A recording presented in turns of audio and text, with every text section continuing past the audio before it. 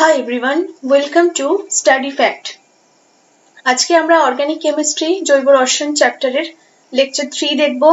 আমাদের অলরেডি আগে লেকচার 1 এবং লেকচার 2 বলা হয়ে গেছে এবং সেই লেকচার 1 এবং 2 তে আমরা সংকরায়ন সম্বন্ধে, কার্বনের 4টে হাত সম্বন্ধে, বন্ধন দৈর্ঘ্য, বন্ধন বিয়োজন শক্তি সম্বন্ধে ডিটেইলে আমরা আলোচনা করে নিয়েছি। আজকে আমরা যে জিনিসগুলোকে পড়বো সেই জিনিসগুলো হলো অ্যাকচুয়ালি আমরা এবারে গ্রুপে আসছি, কোন গ্রুপ দিয়ে তৈরি হচ্ছে এবং নামকরণে তারপর আমরা আসবো। গ্রুপগুলোর সম্বন্ধে জানার পর আমরা নামকরণ করব এবং সেই নামকরণে আমরা দেখব আইইউপিএসসি নামকরণ। সবটা জানার পর কিন্তু আমরা তারপরে আইইউপিএসসি নামকরণ শুরু করতে পারবো। ওকে, তাহলে আমাদের এই বন্ধন দৈর্ঘ্য, বন্ধন বিয়োজন শক্তি অবধি আমাদের হয়ে গেছে। এখন আমরা দেখব এই কার্যকরী গ্রুপ এবং জৈব যৌগের গঠন সংকেত ইত্যাদি সম্বন্ধে। তার আগে তোমরা এখানে কয়েকটা জিনিস সম্বন্ধে জেনে নাও। দেখো এখানে কটা জিনিস জানো, স্ট্রাকচার সম্বন্ধে কিছু এখানে বোঝার চেষ্টা করো। ধরো তোমাদের পরীক্ষাতে এরম ধরনের কিছু একটা স্ট্রাকচার এলো, তোমাদের পরীক্ষাতে ধরো এরম টাইপের কিছু স্ট্রাকচার দিয়ে দিল।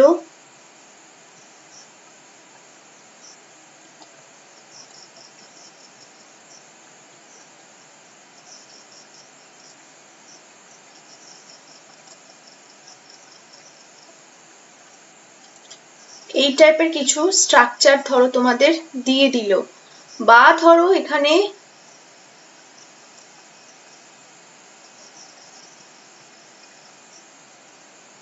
এই টাইপের একটা স্বস্তিক চিহ্ন দিল। এই যে টাইপের স্ট্রাকচারগুলো তোমরা এখানে দেখছো, এই টাইপের স্ট্রাকচারগুলো এখন তোমাদের বললো কার্বন হাইড্রোজেন দিয়ে এঁকে দেখাতে, কার্বন হাইড্রোজেনের সাহায্যে তোমাদের এঁকে দেখাতে। কিন্তু তোমরা তাহলে বুঝতে পারছো না যে এটার কি ধরনের জিনিস এগুলো। এটাকে এখানে একটা স্বস্তিক চিহ্ন এখানে দিয়ে দেওয়া হলো, তাহলে এখানে এই স্বস্তিক চিহ্নটাকে এখন আমরা কিভাবে কার্বন হাইড্রোজেন দিয়ে লিখবো, তাই না? তাহলে আমাদের এখানে শিখতে হবে এই টাইপের যখন স্ট্রাকচার বলা থাকবে তখন আমরা কিভাবে আঁকবো কার্বন হাইড্রোজেন দিয়ে। ভালো করে শোনো, এই যে পয়েন্টগুলো রয়েছে, এই পয়েন্ট অর্থাৎ প্রত্যেকটা জিনিসের এই কোণগুলো হলো এক একটা কার্বন। প্রত্যেকটা জিনিসের এই পয়েন্টগুলো হলো এক একটা কার্বন। বোঝা গেল? আমি ঠিক যে জায়গাগুলোতে কালো গোল দাগ করছি ঠিক সেই জায়গাগুলো হলো কার্বন। অর্থাৎ এরকম টাইপের স্ট্রাকচারে প্রান্তীয় জিনিস এবং এই প্রত্যেকটা কোণগুলো হলো এক একটা কার্বন। এটার ক্ষেত্রেও তাহলে এই জায়গাগুলো হলো এক একটা কার্বন। এগুলোর ক্ষেত্রেও তাহলে এখানেও আমরা প্রত্যেকটা কোণগুলো পাবো এক একটা করে কার্বন। হলো? তাহলে প্রত্যেকটা জায়গাতে দেখো এখানে কিন্তু এটা একটাই কোণ পাচ্ছ তোমরা, এটা কিন্তু একটাই পয়েন্ট পাচ্ছ, এটা একটা কার্বন। কোণগুলোতে তাহলে থাকবে এক একটা করে কার্বন। বোঝা গেল? তাহলে ফার্স্ট কাজ হবে তোমাদের টোটাল কার্বন সংখ্যাটাকে আগে ক্যালকুলেট করে নেওয়া। তাহলে গোনো, ফার্স্ট 1 নম্বর এই কম্পাউন্ডটার ক্ষেত্রে তোমরা কার্বন সংখ্যাটাকে আগে গুনতে থাকো। তাহলে ফার্স্ট কাজ কি বললাম? ফার্স্ট কাজ হলো কার্বন সংখ্যাগুলোকে চিহ্নিত করা, কার্বন কোথায় কোথায় রয়েছে, অর্থাৎ পুরো স্ট্রাকচারটার ঠিক এই বিন্দুগুলো, এই ঠিক পয়েন্টের এই কোণগুলোতে রয়েছে এক একটা করে কার্বন। তাহলে গোনো, প্রথমে আমরা এই বদ্ধ জিনিসটাকে, এই রিং এর জিনিসটাকে আগে আমরা এঁকে ফেলি। রিং এর জিনিসটাতে দেখো এখানে 6টা কার্বন রয়েছে, 1টা 2টো 3টে 4টে 5টা 6টা। এই রিং এর জিনিসটাতে রয়েছে 6টা কার্বন, তাহলে 6টা কার্বন দিয়ে আমরা আগে এঁকে ফেলি। রিং এর জিনিসটাতে 6টা কার্বন রয়েছে, আর বাকিগুলো হলো তাহলে বন্ধন।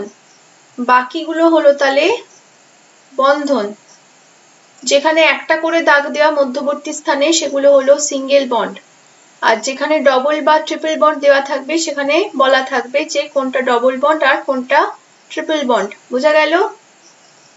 যেমন এখানে দেখো, এখানে তিনটে দাগ দেওয়াই আছে, তার মানে এখানে বলাই আছে এখানে এটা ট্রিপল বন্ড হবে, এখানে বলাই আছে এখানে এটা ট্রিপল বন্ড হবে।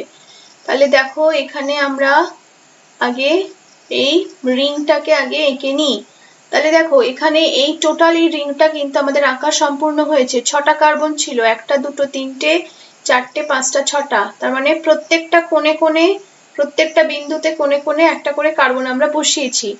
রিং এর পর দেখো এই জিনিসটা আঁকছি, রিং এর পর দেখো এখান থেকে তাহলে এই একটা কার্বন হলো, তার মানে রিং এ 6টা কার্বন হলো, 1টা 2টো 3টে 4টে 5টা 6টা রিং এ কার্বন হলো। এবং রিং বাদ দিয়ে দেখো কটা কার্বন আছে, রিং বাদ দিয়ে এদিকটাতে রয়েছে 1টা কার্বন 2টো কার্বন 3টে কার্বন, রিং বাদ দিয়ে 1টা কার্বন 2টো কার্বন 3টে কার্বন, বোঝা গেল?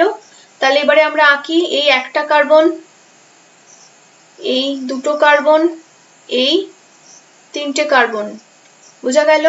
1টা কার্বন 2টো কার্বন 3টে কার্বন হলো।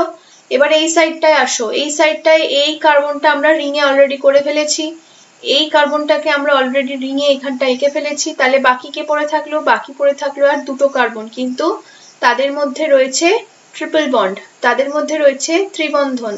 তাহলে আঁকো এই সি ট্রিপল বন্ড। তাহলে টোটাল গোনো এখানে কটা ছিল? 1টা 2টো 3টে 4টে 5টা 6টা 7টা 8টা 9টা 10টা 11টা। তাহলে এখানেও কোনো 11টা কার্বন হচ্ছে কিনা? 1টা 2টো 3টে 4টে 5টা 6টা 7টা 8টা 9টা 10টা 11টা, বোঝা গেল? তাহলে ফার্স্ট কাজ কি? এরকম স্ট্রাকচারের ফার্স্ট কাজ হলো আগে ঠিক এই কোণগুলোতে, প্রত্যেকটা বিন্দু কোণগুলোতে একটা করে কার্বন বসিয়ে নেওয়া। যেখানে এরকম একটা করে সিঙ্গেল দাগ থাকবে সেখানে সিঙ্গেল বন্ড হবে, অর্থাৎ এক বন্ধন। যেখানে ডবল বন্ড ট্রিপল বন্ড বলা থাকবে সেই দুটো কার্বনের মধ্যে হবে ডবল বন্ড অথবা ট্রিপল বন্ড। যেমন এখানে দেখো এই দুটো কার্বনের মধ্যে ট্রিপল বন্ড বলা আছে, তাহলে আমরা এখানে ট্রিপল বন্ড এঁকেছি। এইবারে নেক্সট কাজ কি? নেক্সট কাজ হলো হাইড্রোজেন ভর্তি করা। নেক্সট কাজ হলো হাইড্রোজেন ভর্তি করার, কারণ আমরা বলেছি এগুলো আমরা অর্গানিক কম্পাউন্ড পড়ছি, মানেই একটা কম্পাউন্ডে কার্বন আর হাইড্রোজেন অবশ্যই থাকবে, কম্পাউন্ডটাতে কার্বন আর হাইড্রোজেন বন্ধন অবশ্যই থাকবে। তাহলে এবারে আমরা হাইড্রোজেন যে পূর্ণ করব, কার্বনের সাথে হাইড্রোজেনের যে বন্ডগুলো তৈরি হবে সেটার জন্য আমাদের খেয়াল রাখতে হবে একটা কার্বন ম্যাক্সিমাম 4টে হাত তৈরি করতে পারে, একটা কার্বন ম্যাক্সিমাম 4টে হাত তৈরি করতে পারে। ব্যাস এটুকু মাথায় রাখলে কিন্তু তোমরা ফাইনালি স্ট্রাকচার কিন্তু তৈরি করে ফেলতে পারবে। এখন দেখো এই কার্বনটা, আমি যেখানে কার্সার ঘোরাচ্ছি সেটা খেয়াল করো, এই কার্বনটার ক্ষেত্রে এই স্ট্রাকচারটার মধ্যে এখনো 2টো হাত সম্পূর্ণ দেখানো হয়েছে, 2টো হাত জাস্ট দেখানো হয়েছে। এই কার্বনটার দেখো এই একটা হাত আর এই একটা হাত, এই একটা হাত আর এই একটা হাত, তাহলে বাকি পড়ে থাকলো আর 2টো হাত। সেই 2টো হাতকে আমরা হাইড্রোজেন দিয়ে পূর্ণ করব, সেই 2টো হাতকে আমরা হাইড্রোজেন দিয়ে পূর্ণ করব।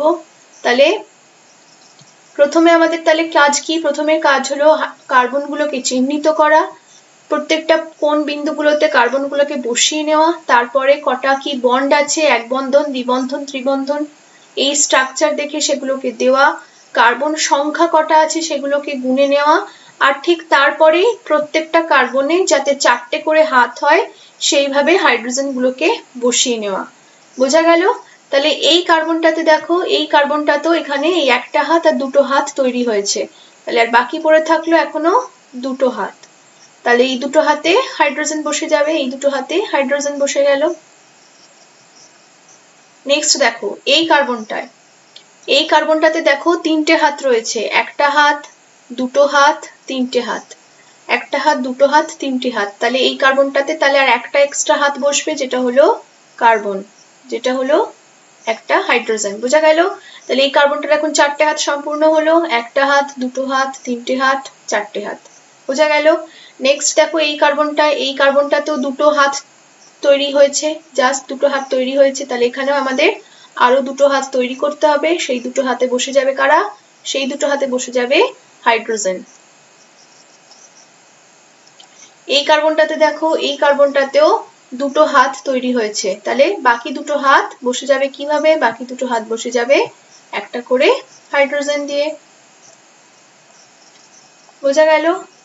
এই কার্বনটাতে দেখো, এই কার্বনটাতে 3টে হাত সম্পূর্ণ হয়েছে, একটা হাত, দুটো হাত, 3টে হাত, তাহলে পড়ে থাকবে আর একটা হাত, সেটা হাইড্রোজেন দিয়ে বসে যাবে।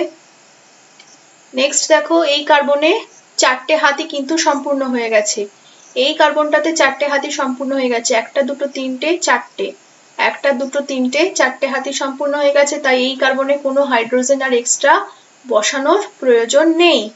এই কার্বনটাতে দেখো, এই কার্বনটাতে জাস্ট 3টে হাত পূর্ণ হয়েছে, একটা, দুটো, তিনটে, তাহলে এই কার্বনটাতে এখনো একটা আমাদের হাইড্রোজেন বন্ধন দরকার হবে। ঠিক আছে, নেক্সট বাকি এই তিনটাতে দেখো, এই কার্বনটাতে 2টো হাত সম্পূর্ণ হয়েছে, একটা হাত, দুটো হাত, তাহলে এখানেও আমরা কি পাবো, 2টো হাত আমরা এখানে পাবো, 2টো হাত এখানে আমরা পাবো, এই একটা হাত আর এই আর একটা হাত। ঠিক আছে, এই কার্বনটাতে দেখো 2টো হাত তৈরি হয়েছে, তাহলে এই 2টো হাতকে আমরা আবার বাকি 2টো হাতকে আমরা হাইড্রোজেন দিয়ে বসিয়ে দেবো, বাকি 2টো হাতকে আমরা হাইড্রোজেন দিয়ে বসিয়ে দেবো। আর এই কার্বনটাতে দেখো শুধুমাত্র একটা হাত তৈরি হয়েছে, তাহলে এখানে আমাদের কটা লাগবে হাইড্রোজেন, এখানে আমাদের 3টে হাইড্রোজেন লাগবে, এখানে আমাদের 3টে হাত লাগবে, 3টে হাইড্রোজেন লাগবে। বুঝা গেল?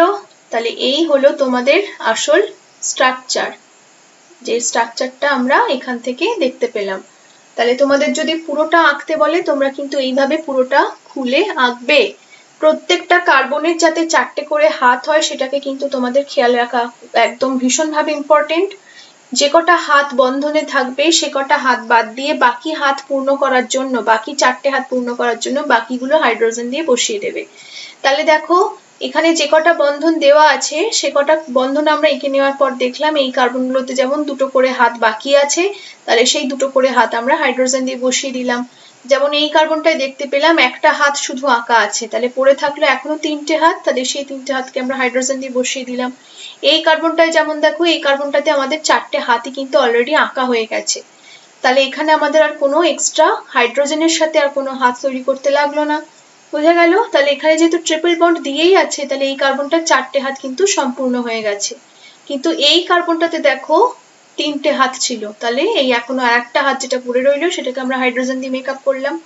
তাহলে মেকআপ করার জন্য আমরা লাস্ট বন্ধনগুলোকে আমরা এক বন্ধন হাইড্রোজেন দিয়ে পূর্ণ করব।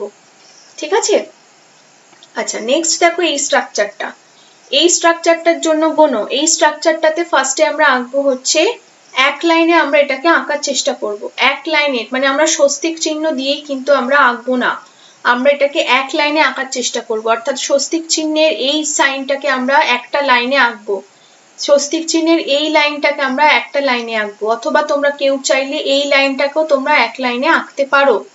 তাহলে এখানে দেখো গোনো, এবার কার্বন সংখ্যা গোনো, কার্বন সংখ্যা গুনলে কি হবে, আমরা বলেছি কি প্রত্যেকটা বিন্দুতে এবং কোণগুলোতে আমরা পাবো একটা করে কার্বন, তার মানে এখানে একটা কার্বন হবে, এখানে একটা কার্বন হবে, এখানে একটা কার্বন হবে আর এখানে একটা কার্বন হবে। ঠিক আছে, তাহলে প্রথমে আমরা কি করব, এই 4টে কার্বন এক লাইনে আঁকবো, তোমরা চাইলে এই লাইনটাকেও এক লাইনে আঁকতে পারো, কিন্তু যে কোনো একটা লাইনকে একদিকে আঁকতে হবে, যে কোনো একটা লাইনকে এক লাইনে আঁকতে হবে, হয় তোমরা এইটাকে তোমরা এক লাইনে আঁকবে অথবা তোমরা এই লাইনটাকে এক লাইনে আঁকবে। আমি কি করছি, আমি এটাকে এক লাইনে আঁকার চেষ্টা করছি।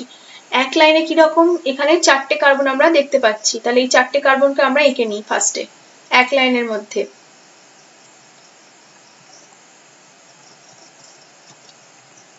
বোঝা গেল? তাহলে এবারে তোমরা নাম্বারিং করো, নাম্বারিং করলে দেখো 1 2 3 4, ওকে। তাহলে এইবারে দেখো এর মাঝখান দিয়ে গেছে এইটা, কার্সার খেয়াল করো, এর মাঝখান দিয়ে গেছে কিন্তু এটা, তাই তো? তাহলে যে জায়গাতেই দুটো লাইনের সংযোগস্থল, যে জায়গাতেই দুটো লাইনের সংযোগস্থল সেই জায়গাটাতেও কিন্তু একটা কার্বন থাকবে, যে লাইনটাতে যেই জায়গাটাতে এরকম দুটো লাইনের সংযোগস্থল হবে সেখানেও কিন্তু একটা কার্বন থাকবে। তাহলে এখানে আমাদের মাঝে এখন আরেকটা কার্বনকে বসাতে হবে, তাহলে টোটাল লাইনে আমরা 5টা কার্বন পাচ্ছি, এই যে 1 2 3 4 5টা। বোঝা গেল? কি বললাম, সংযোগস্থল দুটো লাইনের সংযোগস্থল যেই জায়গাটায় হবে, এই যে স্বস্তিক চিহ্নের এই লাইনটা আর এই লাইনটা, এই জায়গার সংযোগস্থল হয়েছে, সেখানে এখানেও কিন্তু একটা কার্বন রয়েছে। তাহলে এই কার্বনের মাথার উপরে দেখো দুটো কার্বন, এই কার্বনের নিচে দেখো দুটো কার্বন। এই যে মাঝের কার্বন মানে এই কার্বনটার মাথার উপরে রয়েছে দুটো কার্বন, এই কার্বনের মাথার নিচে রয়েছে দুটো কার্বন। তাহলে আমরা সেভাবে আঁকি, এখানে একটা কার্বন, এখানে একটা কার্বন, ঠিক সিমিলারলি আবার এখানে একটা কার্বন আর এখানে একটা কার্বন। ব্যাস, আমাদের কিন্তু এখানে আঁকা শেষ। দেখো টোটাল কার্বন সংখ্যা এবারে গোনো, 1 2 3 4 5 6 7 8 9। তোমরা এবারে গোনো 1 2 3 4 5 6 7 8 9। হয়ে গেল। কি বললাম, দুটো লাইনের সংযোগস্থল যেখানে সেটাকে একটা কার্বন ধরতে হবে। তাহলে এইখানের এই কার্বনটাকে কিন্তু বাদ দিয়ে গেলে চলবে না। বুঝা গেল? তাহলে এবারে আমাদের কাজ কি? হাইড্রোজেনকে পূর্ণ করা। এবারে আমাদের কাজ হলো হাইড্রোজেনকে পূর্ণ করা। তাহলে দেখো টার্মিনালের যে কার্বনগুলো, প্রান্তীয় যে কার্বনগুলো, সেই কার্বনগুলোর শুধুমাত্র একটা করেই বন্ধন তৈরি হয়েছে। প্রান্তীয় কার্বনগুলোর শুধুমাত্র একটা করেই বন্ধন তৈরি হয়েছে। প্রান্তীয় কার্বন কারা? যারা পুরো স্ট্রাকচারটার প্রান্তে রয়েছে, অর্থাৎ এই কার্বনটা, এই কার্বনটা, এই কার্বনটা আর এই কার্বনটা, এরা রয়েছে প্রান্তীয় কার্বন। এদের এখন ছবিতে দেখা যাচ্ছে একটা করে হাত পূর্ণ হয়েছে।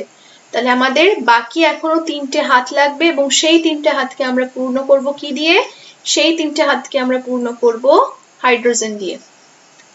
ওকে, তাহলে এখানে আমরা টার্মিনালের কার্বনগুলোর যেহেতু একটা করে বন্ধন তৈরি হয়েছে, তাহলে বাকি পড়ে রইল এখনো একটা করে বন্ধন।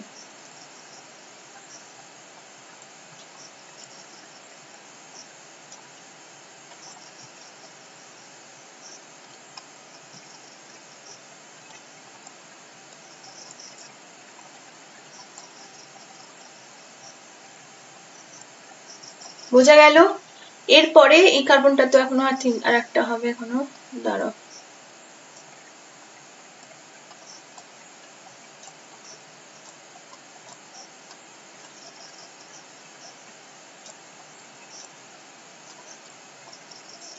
যে কটা টার্মিনাল কার্বন ছিল সে কটাতে একটা করে যেহেতু বন্ধন ছিল, তাই আরো 3টে করে বন্ধন করে আমরা কার্বনের 4টে করে হাত আঁকা সম্পূর্ণ করলাম।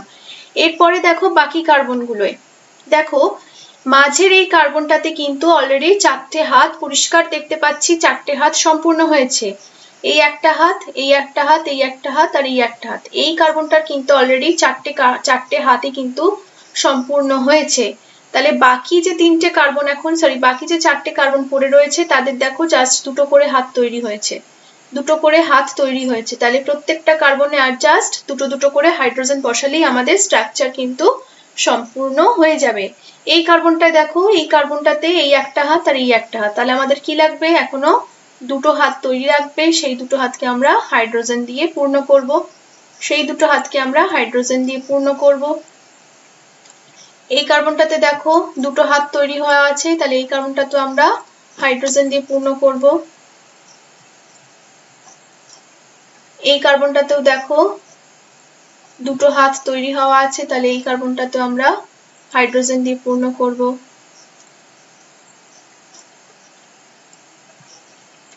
একটা দুটো তিনটে চারটে, আবার এই কার্বনটাতেও দেখো একটা দুটো বন্ধন হওয়া আছে, তাহলে এই কার্বনটাতেও আমরা বাকি বন্ধন দুটো হাইড্রোজেন দিয়ে কভার করে ফেলবো। ব্যাস, আমাদের স্ট্রাকচার এখানে শেষ। বোঝা গেল? তাহলে এই হলো পুরো এই স্বস্তিক চিহ্নের স্ট্রাকচারটা। কি করবে? যে কোনো একটা সেটকে আগে একটা লাইনের মধ্যে করে নেওয়ার চেষ্টা করবে।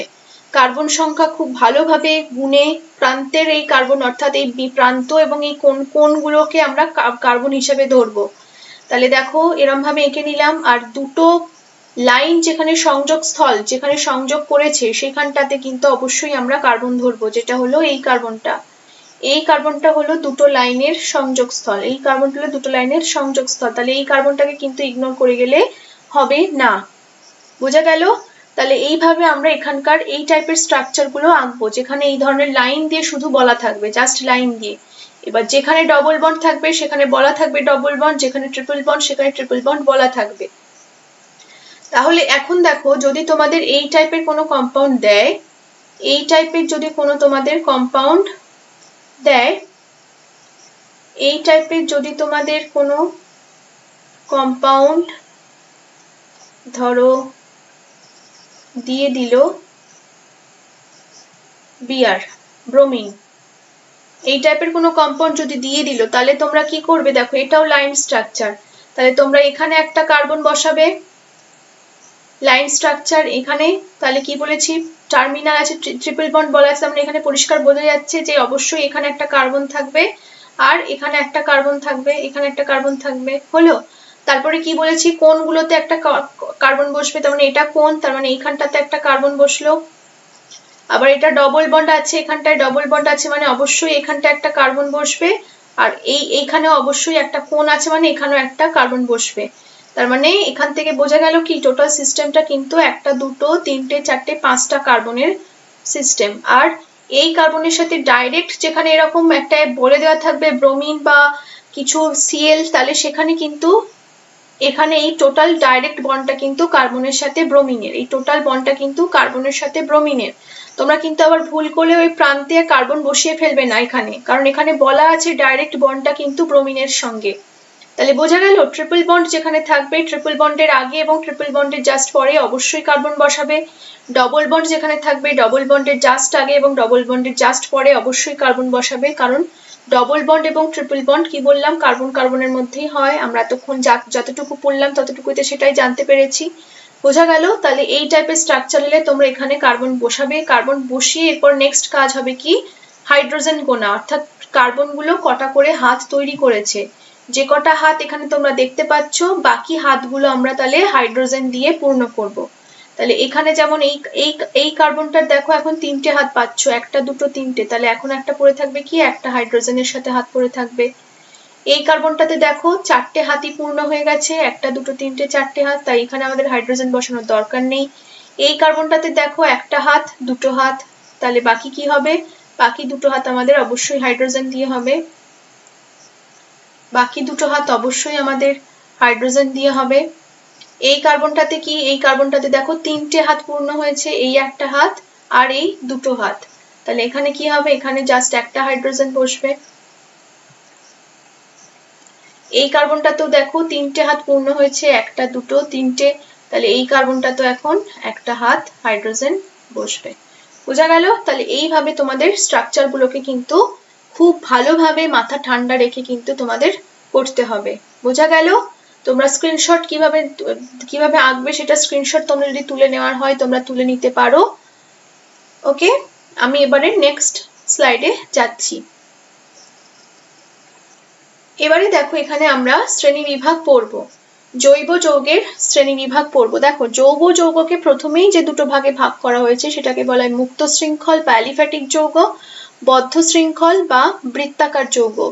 মুক্ত এবং বদ্ধ এই দুটো শব্দ শুনেই বুঝতে পারছো যে একটা হবে মুক্ত ওপেন স্ট্রাকচার আর একটা হবে বদ্ধ, যেখানে আমরা রিং এর মতো স্ট্রাকচার দেখব, যেখানে আমরা ধরো এই টাইপের রিং এর মতো স্ট্রাকচার দেখব, ধরো যেখানে এরকম পুরোপুরি যেটা বদ্ধ রিং এর মতো স্ট্রাকচার দেখবো, এরকম রিং টাইপের স্ট্রাকচার দেখবো, পুরোপুরি যেখানে বদ্ধ সিস্টেমটা পুরোপুরি যেখানে বদ্ধ রয়েছে, এখানে দেখো কোথাও ওপেননেস নেই, পুরো একটা খাঁচা টাইপের বদ্ধ জিনিস, তাহলে এইটা হলো বদ্ধ শৃঙ্খল। আর মুক্ত শৃঙ্খল আমরা যে কটা এক্সাম্পল দেখলাম সেগুলো হলো মুক্ত শৃঙ্খল। মুক্ত শৃঙ্খল বা অ্যালিফ্যাটিক যৌগের মধ্যে আমরা পড়বো সরল শাখা বিশিষ্ট এবং সরল যৌগ এবং শাখা বিশিষ্ট যৌগ। এটা তোমরা জেনে রাখো, এরপর আমরা প্রত্যেকটার এক একটা করে এক্সাম্পল দিয়ে বুঝবো সরল যৌগ কখন বলবো আর শাখা বিশিষ্ট যৌগ কখন বলবো। বদ্ধ শৃঙ্খলের মধ্যেও কার্বোসাইক্লিক বা হোমোসাইক্লিক পাবো আর পাবো হেটেরোসাইক্লিক। হোমো শব্দটা শুনেই তোমরা বুঝতে পারছো হোমো হবে কখন, হোমো যখন থাকবে সবই এক রকমের জিনিস থাকবে যখন, তখন হবে হোমো। হেটারো কখন থাকবে? হেটারো যখন দুটো ভিন্ন রকমের জিনিস থাকবে, হেটারো পাবো যখন ভিন্ন রকমের জিনিস থাকবে। ফর এক্সাম্পল যখন ধরো কার্বনের সাথে একটা নাইট্রোজেনের যখন বন্ধন হবে তখন আমরা বলবো সেটা হেটারো। কার্বনের সাথে ধরো যখন একটা সালফারের বদ্ধ শৃঙ্খলের আন্ডারে পড়ছে কিন্তু এগুলো আমরা, ঠিক আছে, এগুলো যখন বদ্ধ শৃঙ্খলের আন্ডারে পড়ছি তখন আমরা হেটেরোসাইক্লিক এই যৌগ বলে পড়ছি। হেটেরোসাইক্লিকের যৌগের মধ্যে আমরা এরকম ধরনের জিনিস পাবো, তখন ধরো কার্বনের সাথে নাইট্রোজেন তখন আমরা হেটেরোসাইক্লিক যৌগ বলবো, কার্বনের সাথে ধরো সালফার তখন আমরা হেটেরোসাইক্লিক যৌগ বলবো। বদ্ধ শৃঙ্খলের মধ্যেই ধরো কার্বনের সাথে অক্সিজেনের বন্ড তখনও সেটাকে আমরা হেটেরোসাইক্লিক যৌগ বলবো। কিন্তু হোমোসাইক্লিক যৌগ কখন? হোমোসাইক্লিক যৌগ হবে যখন ধরো কার্বনের সাথে কার্বনের বন্ড অথবা কার্বনের সাথে ধরো এইচ এর বন্ড, এই দুটোর ক্ষেত্রে আমরা এগুলোকে বলবো হোমোসাইক্লিক। এগুলো কাদের ক্ষেত্রে দেখছি? বদ্ধ শৃঙ্খলের যৌগ, বদ্ধ শৃঙ্খলের জন্য। আচ্ছা, হোমোসাইক্লিকের মধ্যেও আমরা দু রকম পাবো, অ্যারোমেটিক এবং অ্যালিসাইক্লিক।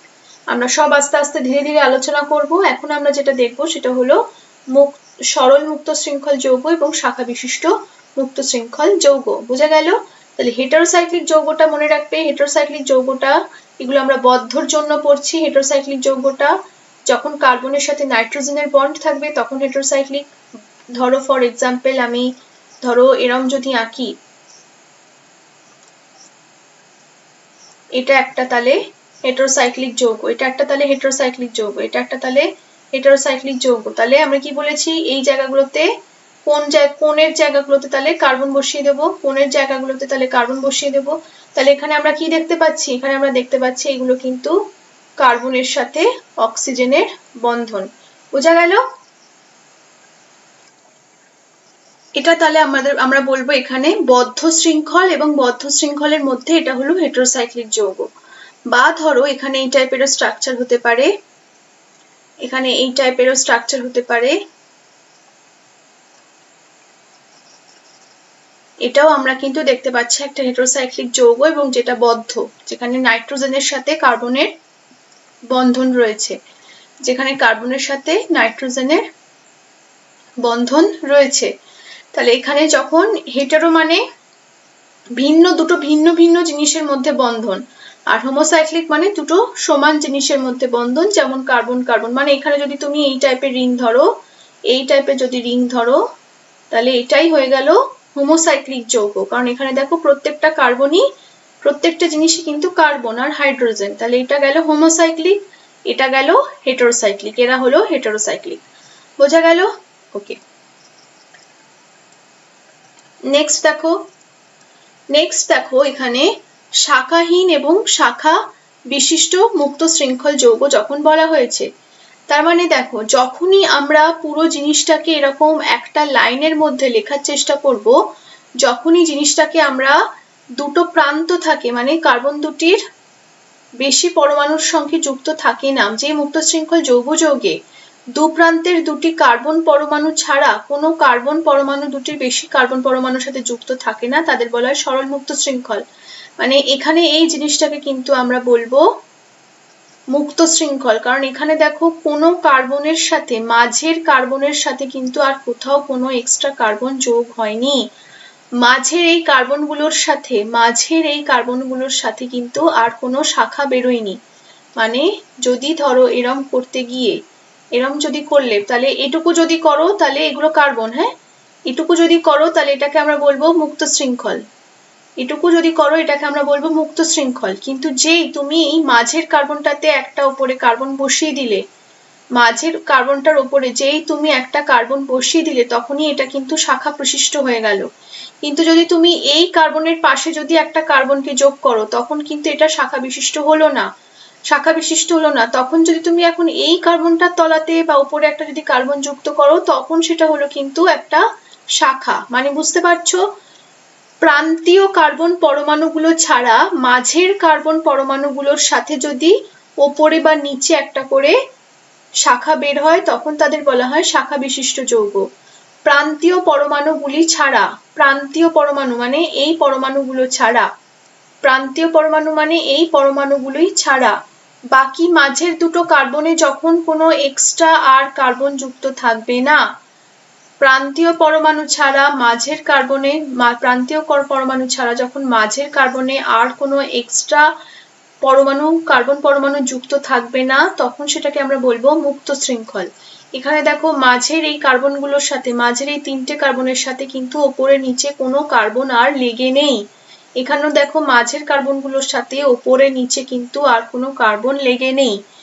এখানে দেখো শাখা যুক্ত হতে কি হয়েছে, প্রান্তীয় পরমাণুগুলো ছাড়া মাঝের পরমাণুর সাথে কিন্তু একটা শাখা তৈরি হয়েছে, মাঝের এই পরমাণুর সাথে কিন্তু একটা শাখা তৈরি হয়েছে, মাঝের এই পরমাণুটার সাথে দেখো একটা এখানে আবার একটা কার্বনের সাথে বন্ধন তৈরি হয়েছে। এটা কি হলো? এখানে দেখো এখানেও মাঝের কার্বনটার সাথে কিন্তু ওপরে নিচে শাখা বেরিয়েছে, এখানেও দেখো মাঝের কার্বনটার সাথে কিন্তু ওপরে শাখা বেরিয়েছে, তাহলে এই ধরনের জিনিসকে আমরা বলবো শাখাযুক্ত যৌগ। প্রান্তীয় পরমাণু ছাড়া যদি মাঝের কার্বন পরমাণুগুলোতে এক্সট্রা কোনো কার্বনের সাথে বন্ধন না থাকে, মাঝের কার্বনগুলোর সাথে ওপরে নিচে যদি এক্সট্রা কোনো বন্ধন না থাকে, প্রান্তীয় পরমাণুগুলো ছাড়া মাঝের যে কার্বন পরমাণুগুলো রয়েছে সেই কার্বন পরমাণুগুলোর যদি এক্সট্রা ওপরে নিচে কোনো শাখা না বেরোয়, তখন তাদেরকে আমরা বলবো সরল যৌগ। আর মাঝের কার্বনগুলো যখনই একটা এক্সট্রা ওপরে বা নিচে কার্বনের সাথে বন্ধন তৈরি করবে, দেখো শাখাগুলো কিন্তু সব ওপরে নিচে বেরোচ্ছে, শাখাগুলো কিন্তু সব ওপরে নিচে বেরোচ্ছে, তখন এই ধরনের যৌগকে আমরা বলবো শাখা বিশিষ্ট মুক্ত শৃঙ্খল।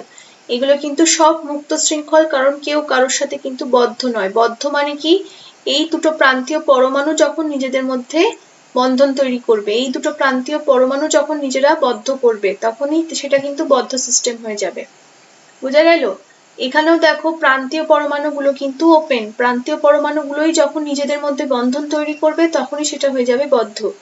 প্রান্তীয় পরমাণুগুলো যখন একদম, প্রান্তীয় পরমাণু মানে একদম শেষের দিকে যারা রয়েছে, একদম শেষে দু প্রান্তে, পুরো মৌলটার দু প্রান্তে যে পরমাণুগুলো রয়েছে, তখন যারা নিজেদের মধ্যে বন্ধন তৈরি করবে তখনই সেটা হয়ে যাবে বদ্ধ শৃঙ্খল। বোঝা গেল? এগুলো সব আসছে আস্তে আস্তে। আচ্ছা, নেক্সট দেখো সম্পৃক্ত যৌগ ও অসম্পৃক্ত যৌগ।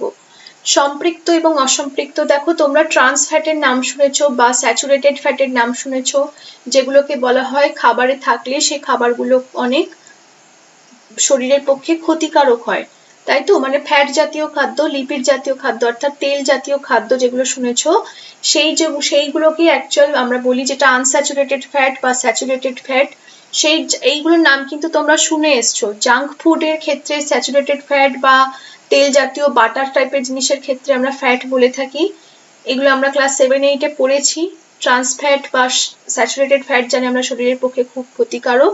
তাহলে এইগুলো শুনে থাকলে তোমরা বুঝবে যে সম্পৃক্ত যৌগ কখন বলবো। সম্পৃক্ত যৌগ বলবো যখন কম্পাউন্ডটার মধ্যে শুধুমাত্র এক বন্ধন উপস্থিত, কম্পাউন্ডটার মধ্যে শুধুমাত্র এক বন্ধন উপস্থিত, তখন তাদেরকে আমরা বলবো সম্পৃক্ত যৌগ। যখন এক বন্ধন শুধু উপস্থিত তখন আমরা তাদেরকে বলবো সম্পৃক্ত জৈব যৌগ। কিন্তু অনেক সময় কার্বনের সাথে অক্সিজেন নাইট্রোজেন পরমাণুগুলো এক বন্ধন দ্বারা যুক্ত থাকে, তাহলে এগুলোকে যখনই কার্বন এক বন্ধনের সাহায্যে যুক্ত থাকবে, যখনই কার্বন ধরো কার্বন কার্বন এই এক বন্ধন হলো, বা কার্বন কার্বন ধরো, বা ধরো কার্বন কার্বন ধরো অক্সিজেনের সাথে বন্ধন হলো, এই এক বন্ধন যখনই প্রেজেন্ট থাকবে, মানে পুরো কম্পাউন্ডটাতে যদি এক বন্ধন প্রেজেন্ট থাকে, শুধু এক বন্ধন প্রেজেন্ট থাকে, পুরো কম্পাউন্ডটাতে কথা বলছি, কিন্তু টোটাল যৌগটার মধ্যে যদি শুধুমাত্র এক বন্ধন প্রেজেন্ট থাকে তখনই সেটাকে আমরা বলবো সম্পৃক্ত যৌগ। কিন্তু যেই টোটাল কম্পাউন্ডটার মধ্যে শুধু একটা ডবল বন্ডই যদি চলে আসে, টোটাল কম্পাউন্ডটার মধ্যে শুধু একটা ডবল বন্ডই যদি চলে আসে, তখনই সেটা কিন্তু হয়ে যাবে অসম্পৃক্ত যৌগ।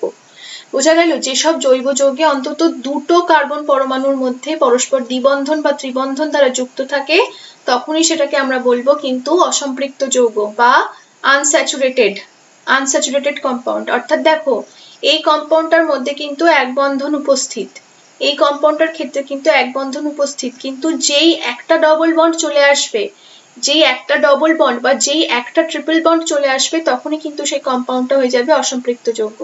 তাহলে সম্পৃক্ত মানে কি, যখন টোটাল কম্পাউন্ডটার সবকটা বন্ধনই হবে এক বন্ধন, পুরো যৌগটার যখন সবকটা বন্ধনই হবে এক বন্ধন, তখন সেটাকে আমরা বলবো সম্পৃক্ত যৌগ। আর পুরো যৌগটার মধ্যে যদি অন্তত একটা ডবল বন্ড আসে বা একটা ট্রিপল বন্ড আসে, তখনই আমরা সেটাকে বলবো অসম্পৃক্ত যৌগ। বোঝা গেল? তাহলে এই সমস্ত এক্সাম্পল গুলো কিন্তু অসম্পৃক্ত যৌগের উদাহরণ। এবারে দেখো অসম্পৃক্ত যৌগের মধ্যে শুধুমাত্র যদি C double bond C triple bond C থাকে, তখনই কিন্তু আমরা অসম্পৃক্ত বলবো। যদি কোনো যৌগে তোমরা দেখতে পেলে, যদি তোমরা কোনো যৌগে শুধু দেখতে পেলে যে কম্পাউন্ডটার মধ্যে সি ডবল বন্ড ও আছে, শুধু দেখতে পেলে সি ডবল বন্ড যদি ও আছে, কিন্তু কোনো সি এর সাথে সি ডবল বন্ড নেই বা সি এর সাথে কোনো সি ট্রিপল বন্ড নেই, তাহলে কিন্তু এই টাইপের কম্পাউন্ডকে আমরা কখনোই অসম্পৃক্ত যৌগ বলবো না। অসম্পৃক্ত যৌগ তখনই বলবো যখন কম্পাউন্ডটার মধ্যে অন্তত একটা এই C ডবল বন্ড C বন্ধন প্রেজেন্ট আছে, অথবা অন্তত একটা C ট্রিপল বন্ড C বন্ধন প্রেজেন্ট আছে। অর্থাৎ অর্থাৎ কার্বন যদি অক্সিজেন বা নাইট্রোজেন বা সালফারের সাথে ডবল বন্ডে থাকে, তখন কিন্তু তাকে আমরা অসম্পৃক্ত বলবো না। অর্থাৎ মৌলটাতে অন্তত একটা C ডবল বন্ড C অথবা C ট্রিপল বন্ড C বন্ধন থাকতেই হবে, তখনই তাকে আমরা অসম্পৃক্ত যৌগ বলবো। যেমন ধরো এই এক্সাম্পলটাতে ধরো C double bond C, C single bond C double bond O। ঠিক আছে, এই কম্পাউন্ডটা কিন্তু অসম্পৃক্ত। এই কম্পাউন্ডটা কিন্তু অবশ্যই অসম্পৃক্ত। কেন অসম্পৃক্ত? কারণ এখানে কিন্তু এই ডবল বন্ডটা প্রেজেন্ট আছে। এখানে কিন্তু মৌলটার মধ্যে, পুরো যৌগটার মধ্যে কিন্তু C ডবল বন্ডটা প্রেজেন্ট আছে। এবার যদি তুমি এরম মৌল নাও, C single bond C single bond C single bond C double bond O, এখানে দেখো এই যৌগটাকে কিন্তু তুমি অসম্পৃক্ত যৌগ বলতে পারবে না, কারণ এখানে কার্বন কার্বনের মধ্যে কোনো ডবল বন্ড বা ট্রিপল বন্ড প্রেজেন্ট নেই। কার্বন কার্বনের মধ্যে কোনো ডবল বন্ড বা ট্রিপল বন্ড কিন্তু এখানে প্রেজেন্ট নেই, কিন্তু কার্বনের সাথে অক্সিজেনের ডবল বন্ড আছে। তাহলে আমরা কি দেখতে পাচ্ছি? যৌগটাকে অসম্পৃক্ত যৌগ তখনই বলবো যখন পুরো যৌগটার মধ্যে অন্তত একটা C ডবল বন্ড C অথবা অন্তত একটা C triple bond C present থাকবে, তখন আমরা সেটাকে বলবো অসম্পৃক্ত যৌগ। এই কম্পাউন্ডটাকে কিন্তু আমরা অসম্পৃক্ত যৌগ বলতে পারবো না, কারণ এখানে কোনো C ডবল বন্ড C অথবা C ট্রিপল বন্ড C নেই। অসম্পৃক্ত যৌগ তখনই বলবো যখন কম্পাউন্ডটার মধ্যে অন্তত একটা C ডবল বন্ড C থাকতে হবে, অথবা অন্তত একটা C ট্রিপল বন্ড C থাকতে হবে। বোঝা গেল? এরা থাকলেই, যে কোনো একটা থাকলে এদেরকে বলবো আমরা অসম্পৃক্ত যৌগ। আর যখন সবকটা সিঙ্গেল বন্ড এক বন্ধন থাকে, তখন তাদেরকে আমরা বলবো সম্পৃক্ত বন্ধন। যখন সবকটা বন্ধন এক বন্ধন হবে, তখন তাদেরকে আমরা বলবো সমযোজী এক বন্ধন সম্পৃক্ত যৌগ। বোঝা গেল? খুব কনসেপ্ট ক্লিয়ার করা কিন্তু খুব ইম্পর্টেন্ট। আচ্ছা, নেক্সট দেখো, নেক্সট আমরা এখানে পড়বো সমগণীয় শ্রেণী। সমগণীয় শ্রেণী, সমগণীয় শ্রেণীতে ভাবো তোমরা, প্রথমে তোমরা মিথেনকে আমরা বলেছিলাম সব থেকে সরল কম্পাউন্ড। মিথেনকে আমরা বলেছিলাম জৈব যৌগের মধ্যে সব থেকে সরল কম্পাউন্ড বলেছিলাম আমরা মিথেনকে। তাহলে এই মিথেনে কি আছে? এখানে মিথেনটাকে তোমরা এইভাবে ভাবতে পারো, মিথেনটাকে তোমরা ভাবতে পারো কার্বনের সাথে CH2, মিথেনটাকে তোমরা ভাবতে পারো কার্বনের সাথে CH2 আর সাথে এক্সট্রা দুটো হাইড্রোজেন, তাই তো? কার্বনটাকে তোমরা এইভাবে ভাবতে পারো।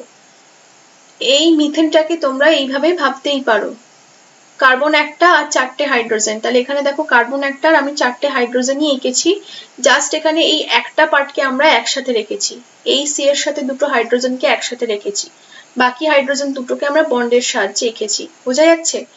তাহলে এবারে দেখো তোমরা খেয়াল করো, দুটো সদস্যের মধ্যে আণবিক সংকেতের পার্থক্য যদি হয় CH2, মানে তুমি খেয়াল করো CH4 নিলে আর তারপরে তুমি নিলে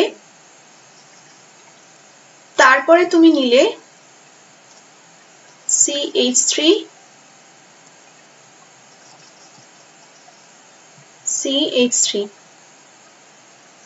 তারপরে তুমি নিলে কি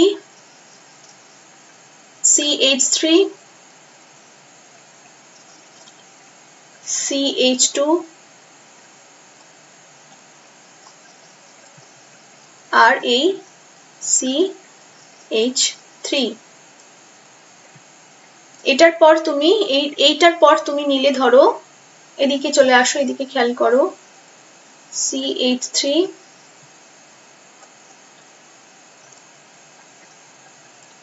CH2, CH2, CH3, এই চারটে জিনিসকে কনসিডার করলেই তোমরা বুঝে যাবে। তাহলে মিথেন হলো 1 নম্বর, তারপরেরটা আমরা নিলাম 2 নম্বর, তারপরে এটাকে নিলাম আমরা 3 নম্বর, আর তারপরের এটাকে নিলাম আমরা 4 নম্বর। বোঝা গেল? তাহলে এবারে তুমি খেয়াল করো, দেখো CH4 এর সাথে যদি তুমি এক্সট্রা একটা CH2 যোগ করো, CH4 এর সাথে CH4 প্লাস যদি তুমি একটা CH2 কে যোগ করো, CH4 এর সাথে যদি তুমি একটা CH2 কে যোগ করো, তাহলে তুমি এখান থেকে কি পাচ্ছ? এখান থেকে তুমি পাচ্ছ C2H6। এখান থেকে তুমি C2H6 পেলে, দুটো কার্বন আর 4টে হাইড্রোজেন, আর এখানে দুটো হাইড্রোজেন, টোটাল পেলে C2H6। তাহলে তুমি এই C2H6টা এটাই হলো এই কম্পাউন্ডটা, দেখো CH3 এটাই কিন্তু C2H6। বুঝতে পারলে? তাহলে মিথেনের সাথে এই জিনিসটার পার্থক্য কি? মিথেনের সাথে এই জিনিসটার পার্থক্য হলো জাস্ট CH2 পরিমাণ। তার মানে মিথেনের সাথে যদি তুমি একটা CH2 যোগ করো, মিথেনের সাথে যদি তুমি একটা CH2 যোগ করো, তাহলে তুমি এই জিনিসটা পাবে। মিথেনের সাথে একটা CH2 যোগ করলে এটাই C2H6 পাবে, এবং এই C2H6 এর স্ট্রাকচার হলো CH3। বোঝা গেল? নেক্সট দেখো, এই CH3 সাথে এই কম্পাউন্ডটার কি পার্থক্য? CH3 সাথে জাস্ট মাঝে একটা CH2 যোগ করেছি আমরা, CH3 সাথে মাঝে জাস্ট একটা আমরা CH2 কে যোগ করেছি। তারপরে 3 এর সাথে 4 এরটার পার্থক্য দেখো, 3 এর সাথে 4 এর পার্থক্য কি? মাঝে জাস্ট একটা আমরা এক্সট্রা CH2 যোগ করেছি। বোঝা গেল? তাহলে এই সমস্ত যৌগগুলো হলো এরা সমগণীয় শ্রেণী। সমগণীয় শ্রেণী হলো প্রথমে এই 1 নম্বরের সাথে 2 নম্বরের পার্থক্য জাস্ট CH2 পরিমাণ, 2 নম্বরের সাথে 3 নম্বরের পার্থক্য হলো এই CH2 পরিমাণ, ঠিক সিমিলারলি 3 নম্বরের সাথে 4 নম্বরের পার্থক্য হলো CH2 পরিমাণ, মানে একটা করে CH2 বাড়ছে।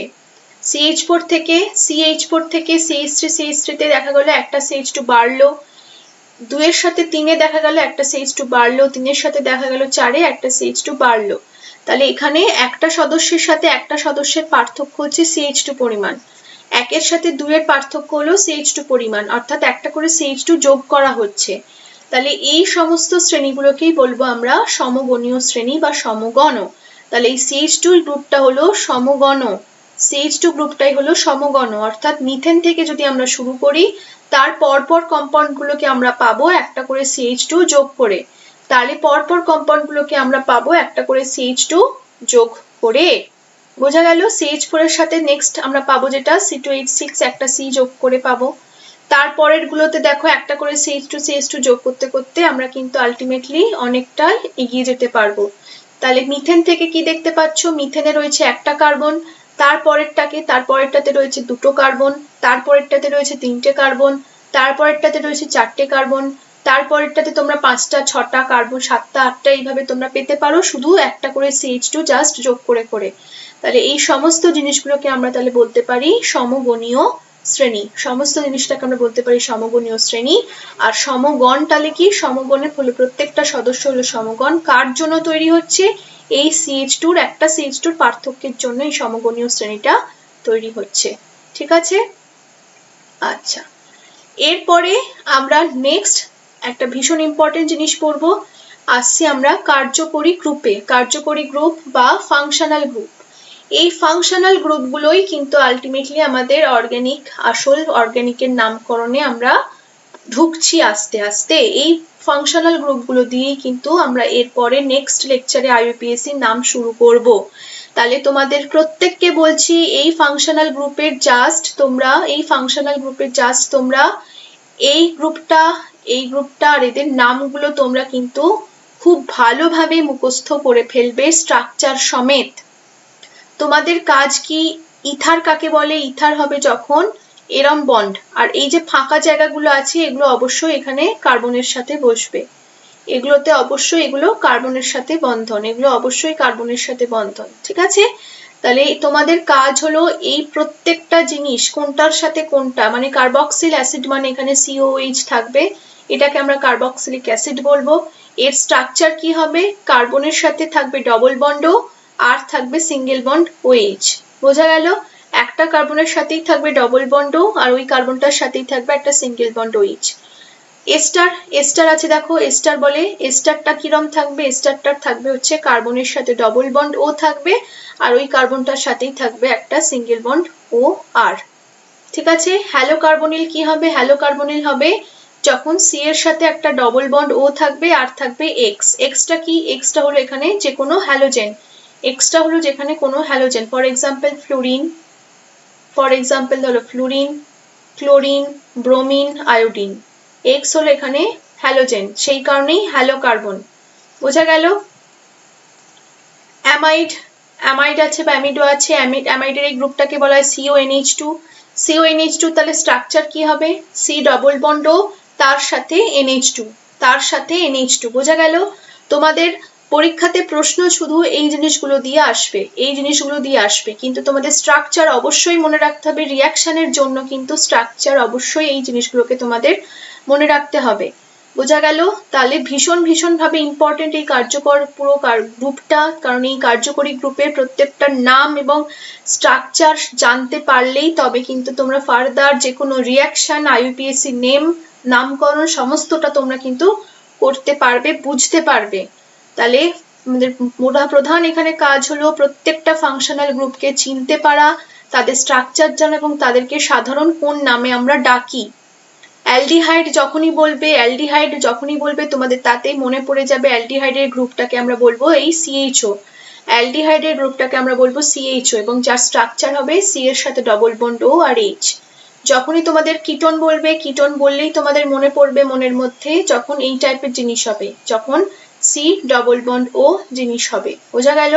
কার্বক্সিলিক অ্যাসিড বললেই তোমাদের মাথায় মনে পড়বে যাতে সি ডবল বন্ড ও আর ওইচ, সি এর সাথে ডবল বন্ড ও, সি এর সাথে সিঙ্গেল বন্ড ওইচ, এই জিনিসটাই তোমাদের মনে পড়বে। বোঝা গেল? তাহলে প্রত্যেকটা কার্যকরী গ্রুপের সংকেত, স্ট্রাকচার এবং তাদের কোন সাধারণ নামে আমরা ডাকি, এইগুলো সম্বন্ধে তোমাদের ওয়াকিবহাল হতে হবে, যাতে এরপর নামকরণ রিয়াকশন করার জন্য তোমরা দেখেই চিনতে পারো যে কম্পাউন্ডটার মধ্যে কোন কোন কার্যকরী গ্রুপ রয়েছে, কম্পাউন্ডটার মধ্যে কোন কোন কার্যকরী গ্রুপ রয়েছে।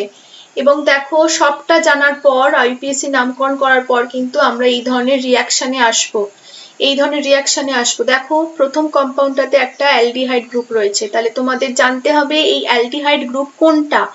এই CHO গ্রুপটা থাকলে তোমাদের মনে পড়বে এটা অ্যালডিহাইড গ্রুপ। অ্যালডিহাইড গ্রুপের স্ট্রাকচার কিরম হবে, অ্যালডিহাইড গ্রুপের স্ট্রাকচার হবে এরম টাইপের স্ট্রাকচার হবে অ্যালডিহাইড গ্রুপের, C double bond O H, C double bond O H, এই হলো অ্যালডিহাইডের স্ট্রাকচার। এরপরে অ্যাসিড আছে, এই COOH, এটাকে দেখেই তোমাদের মনে পড়বে এটা হলো অ্যাসিডের স্ট্রাকচার। এরপরে অ্যাসিড ক্লোরাইড আছে, এই COCl-টাকে দেখেই তোমাদের মনে পড়বে এটাকে অ্যাসিড ক্লোরাইড আমরা বলেছিলাম। CONH2-টাকে দেখলেই তোমাদের মনে পড়বে এটাকে বলা হয় অ্যাসিড অ্যামাইড। বোঝা গেল? তাহলে এই টাইপের রিয়াকশন আমরা পড়তে পারবো তখনই যখন তোমরা প্রত্যেকটা কার্যকরী গ্রুপ সম্পর্কে ধারণা তোমাদের তৈরি হয়ে যাবে, নাম মনে রাখতে পারবে এবং স্ট্রাকচার মনে রাখতে পারবে। মনে রাখা ভীষণ সোজা, মনে রাখা ভীষণ সোজা। দেখো তোমরা অ্যালডিহাইড থেকে কিন্তু খুব ইজিলি মনে রাখতে পারবে, অ্যালডিহাইড থেকে অ্যামাইড গ্রুপ পর্যন্ত তোমরা খুব ইজিলি মনে রাখতে পারবে, কারণ প্রত্যেকটাতেই দেখো একটা করে সি ডবল বন্ড ও পাচ্ছ, প্রত্যেকটাতেই একটা করে সি ডবল বন্ড ও পাচ্ছ। যখন অ্যাসিড তখন সেখানে একটা এক্সট্রা ওইচ পাচ্ছ, যখন এস্টার তখন সেটাতে ও আর পাচ্ছ, যখন হ্যালাইড তখন সেখানে একটা হ্যালোজেন পাচ্ছ এক্স, আর যখন অ্যামাইড তখন সেখানে পাচ্ছ একটা এক্সট্রা NH2। প্রত্যেকটার ক্ষেত্রে কমন কি, প্রত্যেকটার ক্ষেত্রে কমন হলো এই সি ডবল বন্ড ও বন্ডটা। বোঝা গেল? এছাড়া তোমরা ডবল বন্ড, ট্রিপল বন্ড সম্বন্ধে পড়ে এসছো। হাইড্রক্সিল গ্রুপ কাকে বলবো, হাইড্রক্সিল গ্রুপ বলবো তখন যখন কম্পাউন্ডটাতে ফাংশনাল গ্রুপটা হবে OH। ঠিক আছে? তাহলে স্ট্রাকচার কিন্তু মনে রাখা ইজি। অ্যালডিহাইড থেকে এই অ্যামাইড পর্যন্ত প্রত্যেকটার কমন হলো সি ডবল বন্ড। খুব ভালো করে তাহলে তোমাদের এই তিনটে জিনিস মনে রাখতে হবে, স্ট্রাকচার এবং তাদের সাধারণ কি নামে তাদের আমরা চিনে থাকি। ওকে, তাহলে আজকের লেকচার আমি এখানেই শেষ করছি। পরের লেকচার থেকে কিন্তু আমরা নামকরণ স্টার্ট করব, পরের লেকচার থেকে নামকরণ স্টার্ট করব, এবং সেই নামকরণ স্ট্রাকচারের জন্য তোমাদের কিন্তু এই পুরো চার্টটা কিন্তু খুব ভালোভাবে মনের মধ্যে গেঁথে নিতে হবে, যাতে আমি একটা গ্রুপের নাম বললেই তোমরা স্ট্রাকচার সমেত সেটা তোমরা পুরোপুরি ভাবে মনে করতে পারো। এবং এইভাবে মনে রাখার একটাই উপায় হলো লিখে লিখে প্র্যাকটিস করা। লেখো, প্রচুর পরিমাণে প্র্যাকটিস করো, বই পড়ো এবং তারপর ভিডিও শোনো। সবটা মিলিয়ে তোমরা মনে রাখো, লিখে লিখে নোটস তৈরি করো, দেখবে ঠিক তোমরা আয়ত্তে আনতে পেরে গেছো অর্গানিককে। ক্লাস 11 এর অর্গানিকের এই বেসিক জিনিসগুলো পড়তে পারলে, ঠিকভাবে মাথায় ঢোকাতে পারলেই কিন্তু ক্লাস 12 এর তোমরা ফার্দার রিঅ্যাকশন করতে পারবে অর্গানিকের জন্য। বোঝা গেল? তোমরা আমাদের স্টাডি ফ্যাক্ট অ্যাপটিকে ইনস্টল করো, সেখানে অলরেডি আমাদের ক্লাস 11, 12 এর সমস্ত লেকচার অলরেডি সেখানে আপলোড করা রয়েছে। Stay updated with us. Thank you so much for watching. Have a great day.